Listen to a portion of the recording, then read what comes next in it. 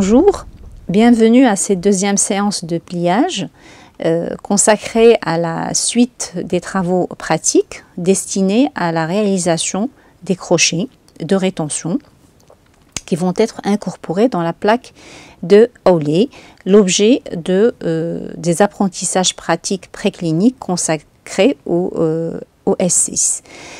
Aujourd'hui, donc, on va voir le crochet Adams. Donc, rappelez-vous, la dernière séance, on a vu comment réaliser le crochet boule et le crochet cavalier, que vous pouvez voir ici sur le modèle. Et dans cette séance, on va voir comment réaliser le crochet Adams. L'intérêt de la réalisation de crochet Adams, c'est qu'on peut le faire sur une dent isolée postérieurement, sans dent adjacente. Donc, on n'a pas besoin de point de contact du moment que le crochet comprend deux parties sertissant la dent en mésiale et en distale. Au niveau de ce crochet, comme vous pouvez le voir, on peut décrire une barre vestibulaire qui doit être distante de la face vestibulaire sans que ça soit trop distant pour ne pas gêner la joue du patient. Ça ne doit pas aussi écraser le modèle. Cette barre vestibulaire doit être à distance de la zone du collet. Comme on l'a dit, c'est une zone sensible. Et également, une deuxième particularité de ce crochet, c'est la présence de deux boucles sagittées, mésiales et distales. Lors de la réalisation de ces boucles, on va dessiner un S, comme vous pouvez le voir ici. Un S qui va s'incruster dans l'embrasure gingivale en vestibulaire sans écraser la papille. Le reste est pareil qu'avec les autres crochets, c'est-à-dire on a un retour occlusal et en aucun cas on ne doit avoir de surocclusion. Et puis on a une troisième partie qui est représentée par la potence palatine avec l'artifice de contention allant être incorporé dans la résine. Alors maintenant, on va passer à la réalisation pratique des différentes étapes de ce crochet. Alors, c'est un crochet de rétention, donc on va utiliser un fil rond en acier inoxydable 0,7 mm, comme on l'a bien dit. La première chose, c'est de mettre à plat votre bout de fil. Ensuite, vous allez positionner votre fil sur une molaire. Donc, c'est un crochet qui est destiné surtout à être réalisé sur les molaires. En général, on le réalise sur la dent de 6 ans. Donc, je mets mon bout de fil, je le centre sur la cise pour avoir assez de fil à plier en distal et en mésial. Et puis, je prends le diamètre mésodistal de ma dent. Donc, je préfère prendre le diamètre mésodistal ici sur la face occlusale. Donc, ça va être plus précis que de le prendre comme ça, donc par inspection. La deuxième étape, je vais réaliser deux angles droits, 90 degrés, au niveau des marques déjà prises. Donc, je rappelle que pour bien faire ces plis, il faut d'abord avoir un bon point d'appui en tenant la pince en plein main. Et puis, il faut travailler aussi bien avec la main qu'avec la pince. Donc, je vais réaliser un angle droit. Et donc, en respectant la position de la pince par rapport à la marque, je vais plier le fil sur le bout plein. Voilà. Avec les bons points d'appui. Je vérifie toujours la position de l'autre marque mésiale et je réalise la même chose, un autre pli à 90 degrés de la même façon.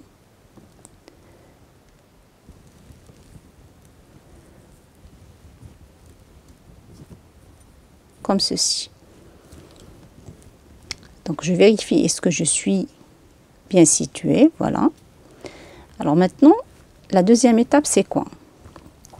La deuxième étape, c'est de réaliser un pli à 180 degrés par rapport aux branches que j'ai ici, aux deux branches que j'ai là. Donc, je prends chaque branche et je la ramène à 180 degrés pour réaliser une boucle. Comme je veux avoir une boucle, donc je vais plier le fil sur le bout rond. pas sur le haut plat cette fois. Donc, je prends mes points d'appui, voilà, je plie le fil sur le bout rond, comme ceci. Donc, comme j'ai dit, à 180 degrés, c'est-à-dire que chaque branche doit passer de l'autre côté, comme ceci. Donc, je fais pareil au niveau de l'autre branche. Voilà. Alors, un détail important, regardez, plus j'introduis, plus j'enfonce le fil dans la pince, plus la boucle va être plus grande. Donc, quand vous voyez ici, vous avez la dent de ciseau qui est située dans sur une courbure d'arcade et elle présente une petite inclinaison en distale. Et donc, du coup, pour ne pas avoir une barre vestibulaire qui effondre ou qui écrase le modèle, la boucle distale doit être plus grande que la boucle mésiale pour éviter justement ce pan vestibulaire mésial de la 6. Voilà. Je fais la deuxième boucle de la même façon, comme ceci, en maintenant bien les points d'appui. Voilà. Alors, petite astuce pour bien réaliser le crochet à dames, c'est un crochet qui présente deux parties mésiales et distales situées dans le même plan. C'est-à-dire au fur et à mesure de votre pliage, il faut garder, donc vous assurez de la planité de votre crochet en superposant la partie mésiale et distale et en contrôlant ces deux parties avec une vision mono-oculaire. Donc vous pouvez voir comme ça, donc la partie mésiale et la partie distale qui se superposent. Donc je ne dois pas avoir une branche qui remonte par rapport à l'autre. Donc comme vous pouvez le remarquer, on a les deux boucles qui se sont dessinées. Maintenant, je vais incruster mes boucles, voilà, au niveau des embrasures gingivales en vestibulaire.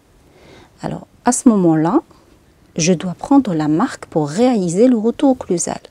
Alors, pour prendre la marque, je dois garder les deux branches comme ceci à 45 degrés et je prends la marque vraiment très proche du modèle.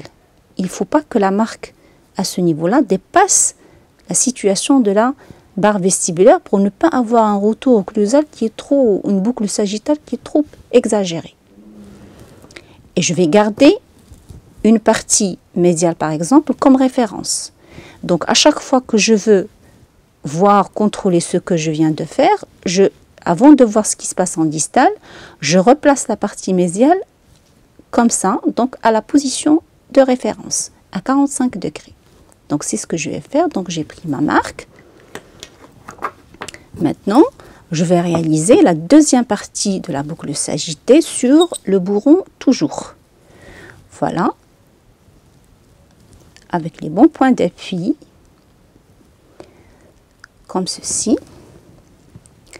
Alors, cette fois, je ne vais pas aller trop avec la branche, c'est-à-dire je ne vais pas descendre à 180 degrés, mais je vais juste plier pour rejoindre la face occlusale. Comme je viens de vous dire, donc avant de voir ce qui se passe ici, je mets ma partie mésiale que j'avais prise comme référence à 45 degrés et puis après je regarde ce qui se passe en distale.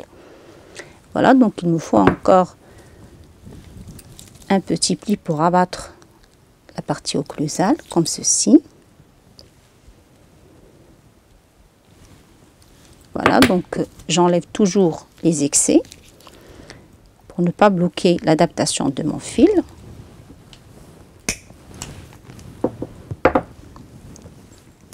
Et je continue mon pliage. Donc je le mets à 45 degrés et puis je regarde ce qui se passe ici. Voilà, toujours les boucles sagittées, voilà, qui doivent rentrer bien dans l'embrasure gingivale. Voilà, comme ceci. Et on continue.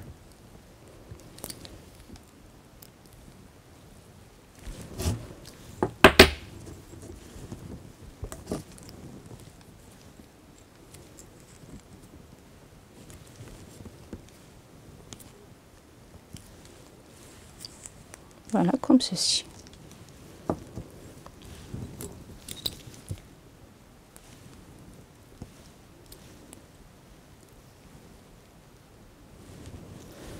Il faut avoir une bonne adaptation occlusale. Comme je dis toujours, pas de surocclusion. Ça entraîne des douleurs et des gênes pour le patient et donc le patient va refuser de vous mettre votre appareil. Vous n'aurez pas l'effet recherché. Donc voilà. Donc j'ai eu mon adaptation occlusale.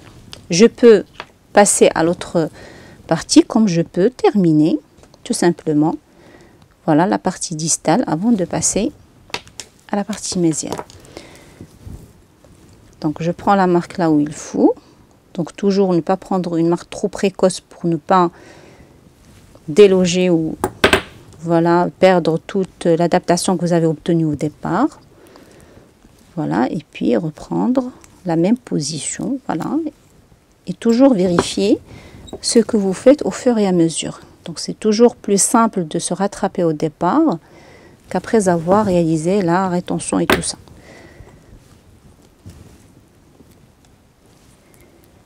Voilà. Donc toujours des excès.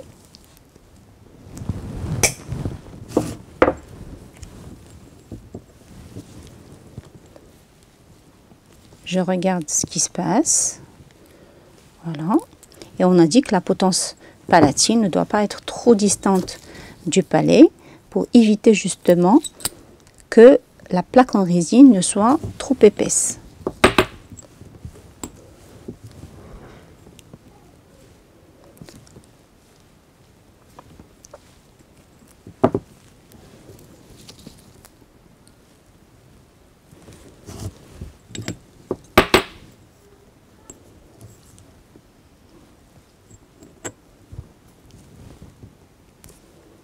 Et voilà. Donc maintenant, la partie distale est faite. Donc on pouvait remarquer, vous avez le S de la boucle sagittée dessinée, pas de surocclusion et la potence palatine bien adaptée. Donc je prends cette partie distale cette fois-ci comme référence pour réaliser la partie mésiale. Et là aussi la même chose. Donc je prends ma marque. Donc là où le retour occlusal doit être fait sans pour autant que la boucle sagittée ne sorte trop. Donc, ne doit pas être trop exagéré non plus. Et là, la même chose, vous allez voir après que votre crochet va être superposable au niveau des deux parties mésiales et distales. Donc, je commence, j'amorce, voilà, je repose le crochet sur le modèle. Cette fois-ci, je regarde d'abord ce qui se passe en distale, donc je la place comme référence et après, il me reste à vérifier ce que je dois faire comme mouvement au niveau, comme pli au niveau de mon crochet. Donc, je continue comme ça, voilà, sur le bout rond, voilà. Et quand je regarde en vision mono-oculaire, les deux parties mésiales et distales doivent se superposer, comme vous pouvez le voir ici. Donc, de cette manière, vous êtes sûr que votre crochet s'adapte bien à votre modèle.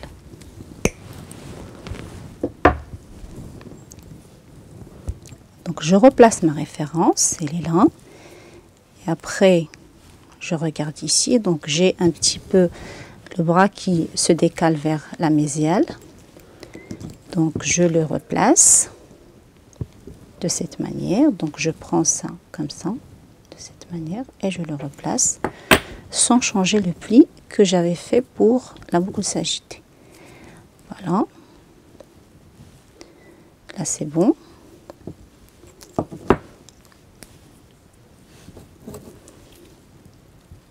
Un petit peu.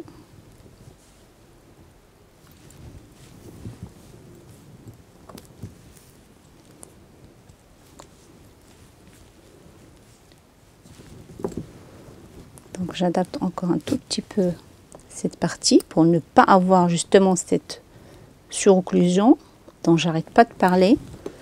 C'est très important.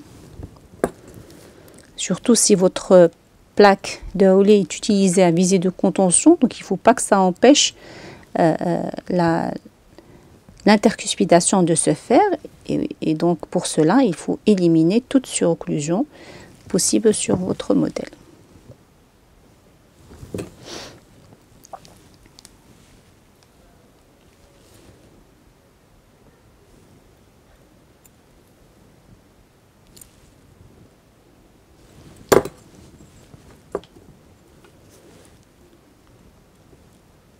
Voilà, maintenant je prends la marque pour la potence palatine de la même manière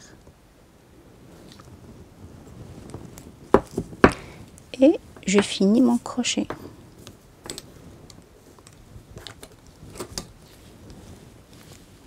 Donc là j'ai besoin d'un pli d'un angle franc, donc je plie sur le bout plein comme ceci.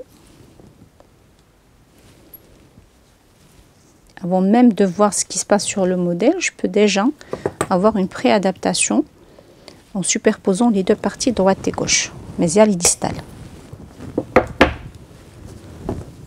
Et vous allez voir que vous n'allez pas vraiment, vous n'aurez pas besoin de trop de rectification. Voilà. Maintenant, je vais faire les rétentions. Donc les rétentions, libre à vous de choisir ce que vous voulez. Donc vous pouvez faire juste un crochet, vous pouvez faire une petite boucle. Et là, il faut faire attention pour ne pas situer la rétention dans un plan autre que celui perpendiculaire ou incliné par rapport à la potence palatine pour ne pas déloger justement votre crochet.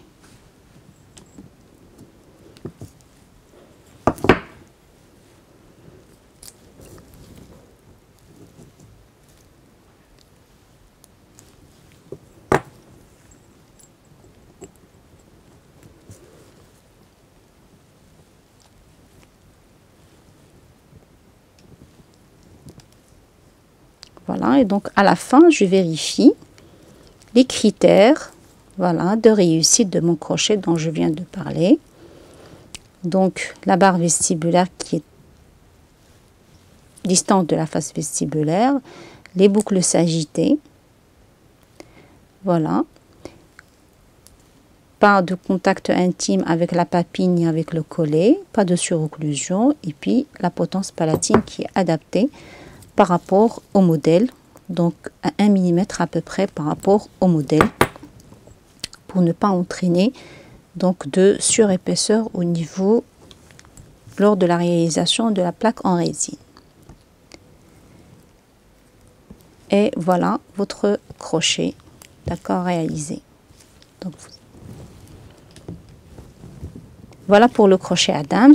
Maintenant, on va se donner rendez-vous dans une autre présentation pour aller vers la réalisation du crochet du bandeau vestibulaire et puis des crochets actifs au ressort. Je vous remercie pour votre attention.